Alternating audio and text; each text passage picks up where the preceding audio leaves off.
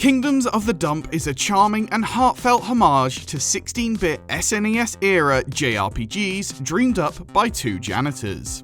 While its art style feels rooted in the past, modern twists make this one you shouldn't put in the bin.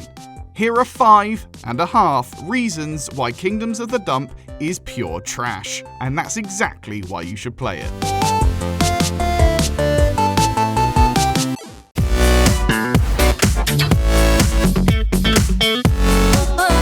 The King of Garbagia has been trash-picked. For those who don't know the lingo, that means he's been kidnapped.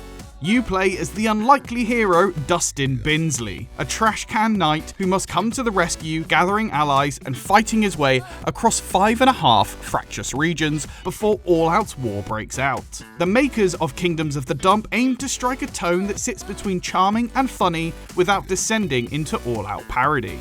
In fact, every facet of this indie feels handcrafted and designed to delight and entertain.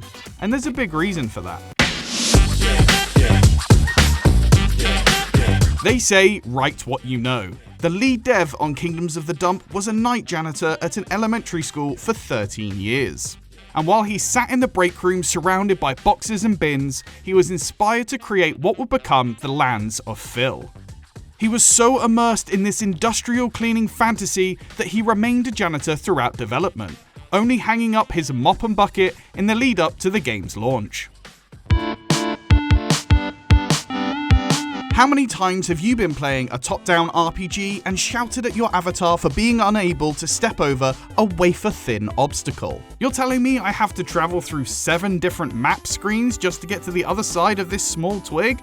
Not a problem here. In this game, you can jump. In fact, different characters use different methods of traversal, with Ratavia, Dustin's rodent bestie, being able to climb pipes and vines, and Walker, a levitating librarian cowboy, naturally, able to float across otherwise impassable ravines. This platforming element reveals a wealth of possibilities, opening up the map in a way few 16-bit RPGs ever could. This small concession to the third dimension isn't the only gameplay-based move away from the norm. Kingdoms of the Dump is a turn-based game, but the hits are timed. So if you achieve perfect rhythm in combat, there will be an additive effect to your parries and blows.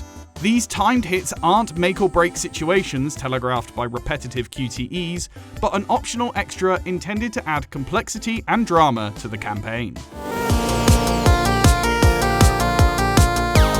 But the icing on the combat cake is the addition of grid-based battle arenas. Kingdoms of the Dump is not a full-on tactics game, but you can be tactical with its turn-based tileboard combat. So you can pull off strategic moves like knocking enemies into spike traps or surrounding foes with lava. Just to stir up the genre even further, status effects are tied to tiles rather than who's standing on the tile.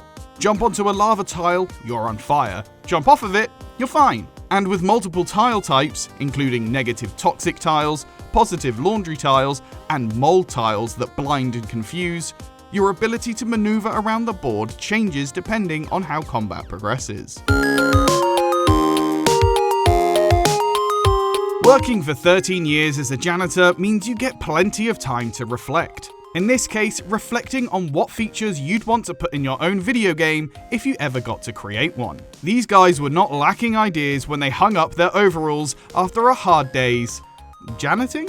It's noticeable not just in the level design, but in several aspects of the game. Different area of effect skills have different target shapes. You can position your team in each arena prior to combat to optimize your favorite tactics. When characters change equipment, this is rendered in the menu. A small thing, but there are veterans of the genre out there who will be tearing up over this feature. It's also worth mentioning the world map's unique design, in which landmarks pop up in 3D alongside a parallax scrolling effect where the periphery rolls away as your hero traverses the continent. With 5.5 distinct biomes, 6 playable characters, fast-paced combat, and a twisting, epic story, Kingdoms of the Dump has the potential to make a clean sweep of your wishlist. Dive into the dump and fulfill your destiny on PC from November 18th. And for all things RPGs, stick with IGN.